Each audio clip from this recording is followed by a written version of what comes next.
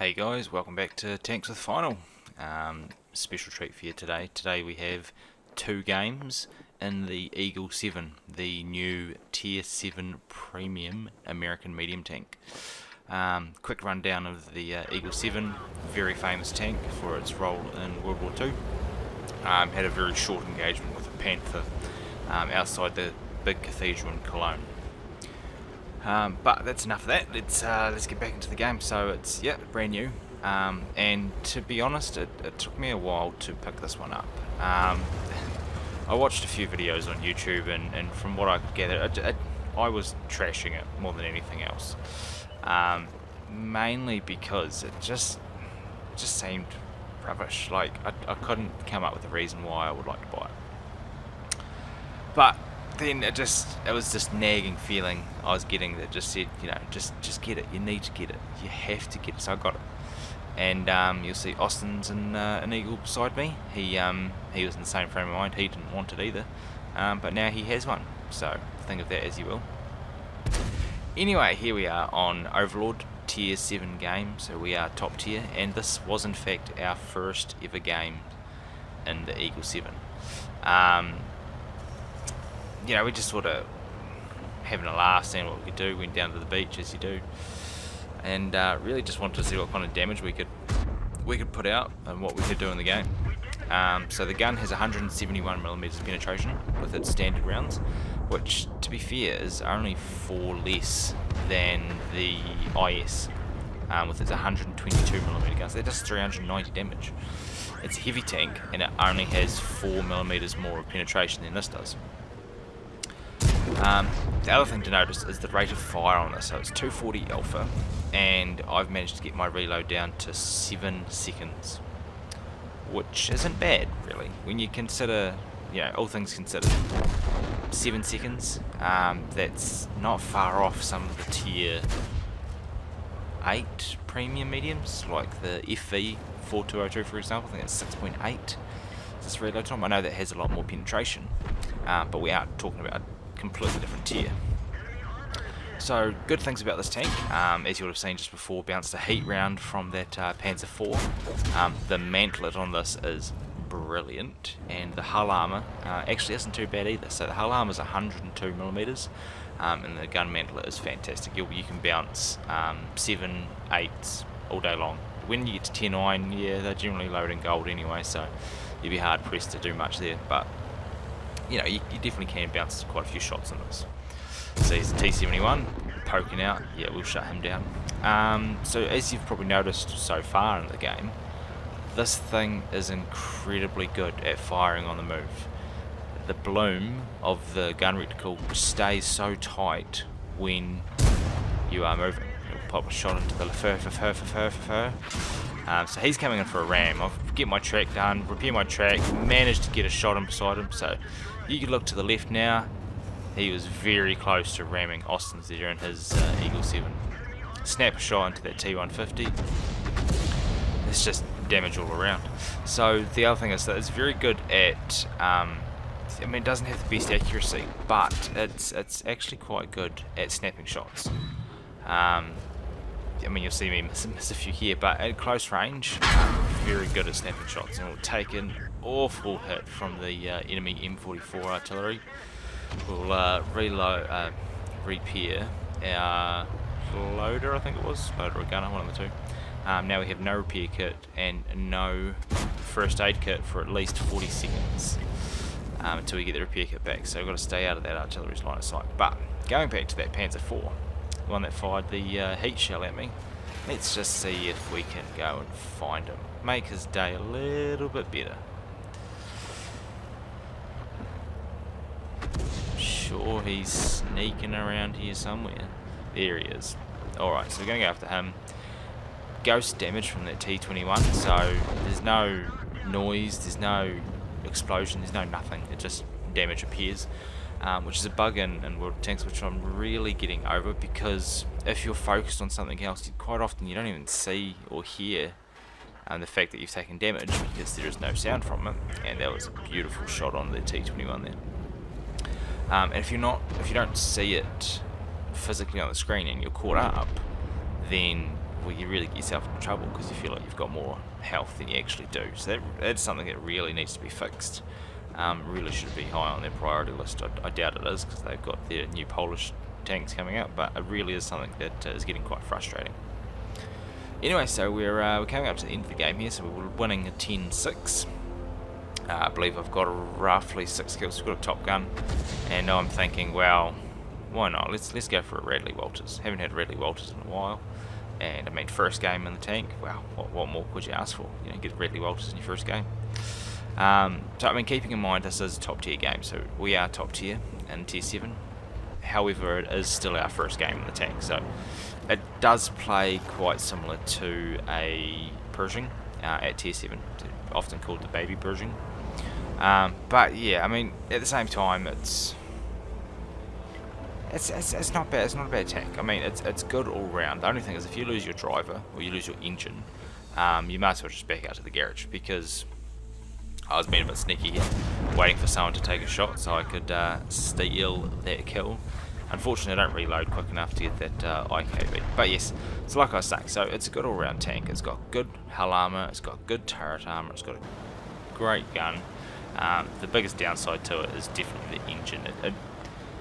I mean, it's probably not quite fair because I'm definitely used to playing medium tanks with a lot more power to weight ratio. But it does take you a little bit to get to the action. Especially if you lose your drive or you lose your engine, you might as well just back out to the garage because there is no hope for you here. Anyway, so here we are on, what have they called it now? Is it still Monastery or Alley? Something like that. We're on the map with the city in the middle and the other thing on the side and the river on the other side. Anyway, so again, top tier game. I think this is about my 5th game in the Eagle as well. So it's just really trying to get used to it, trying to get the feel of it, of what a Pershing would be like a tier 7. So we're coming down the western side of the map. We have a little bit of support. We have the M4 in front of us, which is always good, and then it's T29 spotted as well. So I'm going to go toe to toe with T29, even though he is a tier 7 heavy tank and we are just a tier 7 medium tank. Both American though, so both have good turrets and reasonable hull armor. The only thing I don't want to do is I don't want to get into a trading war with him, even though I might have better DPM than the T29. I'm going to struggle to pin his turret even with gold, which is actually only AP as well. So it does get the same normalization as standard AP. It's just got a bit more penetration, a bit more velocity on it as well. But yes, I don't want to get into a trading war with this T29, so I wait for him to drop off being spotted, and I'm just going to sneak around here. So hopefully there's no more heavy tanks, and there's a heavy tank. It's only a Churchill 7, so it's not a big deal, because his gun on that tank is horrific. However, his armor is actually pretty good. So even with 171mm penetration, he can still bounce shots from me. Didn't bounce a shot then though, and neither did I. So for a moment I thought he was firing gold, but no, it was just a lucky shot because his gun I think only has 148mm penetration, which is just nothing really. But so we're going to ignore him. Going to go after this T34. So T34, he takes a little bit. He finally turns his attention to me, and there we go. So that's our first gold shot into us so far. And then we're going to go up and give this T29 a nice surprise. So I am hoping to reload so we can get the kill on this guy, but Soviet Russia, he comes up beside us and he takes him out. So that's another gun out of the game, so it's no big deal really. But the game is starting to get a bit closer now. So it's 7-6. We're still winning. We still have the edge, and we got what 3 tier 7s versus 2 tier 7s, I believe. However, you know, that doesn't really mean a lot. The other thing that this tank is good for, if you can get it going downhill, you can get some speed in it. It's quite weighty as well. So if you find a lighter tank in front of you, whether it's a light tank destroyer or a light tank, feel free to ram them, because you've got the armour at the front, you've got the weight, and if you have the speed, you're generally going to take them out. So we've got a shot there into the T-67, amazing little tier 5 tank destroyer, and there you go. So we'll ram him to finish him off. We bounce a shot from the Nashorn. Nashorn's a bloody good tank too. If you haven't had it before and you haven't picked it up, it's definitely one I can recommend. It doesn't have the best camera rating, and it is paper thin armour, but the gun on it is just incredible. It's got a 88mm gun, so 240 standard alpha damage. It's got over 200 pen, I think, so that's a bloody good gun. And I've had a lot of fun in the next one before. So things are still pretty close. We're 9-8 at the moment. 1 artillery left on our team, 2 artillery left on their team. They also have, looks like the Nashorn, M44, the P43, that's the Italian medium tank line. And yeah, so at this point in time I could cap. I could go and sit in the cap and wait for them all to come to me. However, because our team has had field position on the map, so we basically controlled the whole map bar the 8 line, I decided to go down the 8 line. So I thought, well, we'll check if there's artillery here, and if artillery's not here, then we'll go back up, and then we can really do a pincer move on the enemy team, which is a lot of fun. We love doing those old pincer moves. And so I'm coming down here, and I really do something bad. I do something quite bad here. Not the artillery, but I accidentally rammed that M4, so I very nearly killed him.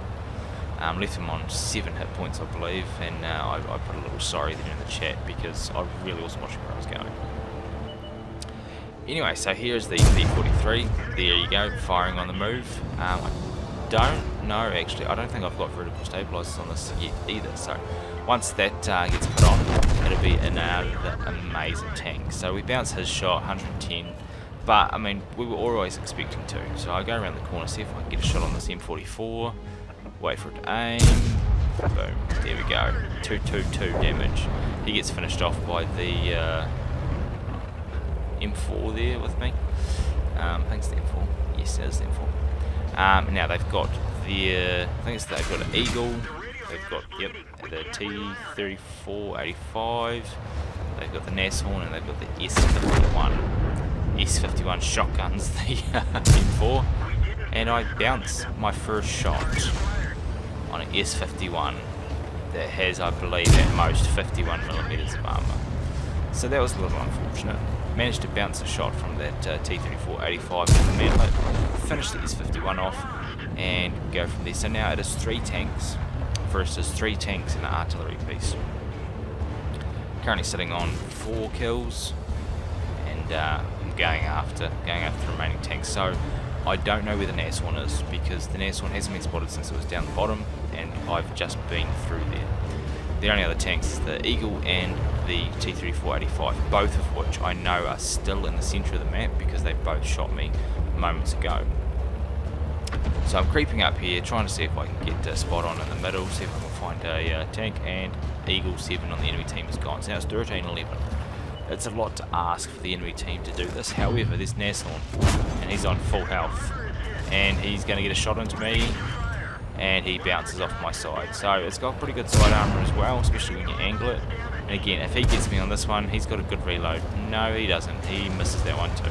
Do a little bit of ramming damage, and I'll shut him down there with my fantastic gun, and the T-34-85 is dealt with as well. So that was a lot of fun. So this time we have the post-battle results screen. So Mastery Badge First Class, Steel Wool, High Caliber, well over, I think we did about 1800 XP, so 1200 base XP. Only 5 kills, so we didn't get that top gun, but we've got over 3000 damage as well. So 3000 damage in a tier 8 is a good game. So 3000 damage in tier 7 is just an amazing game. And we made a tidy wee profit there as well, even though we fired a lot of rounds. But yeah, so hopefully you've enjoyed it, and we'll catch you next time. Thanks.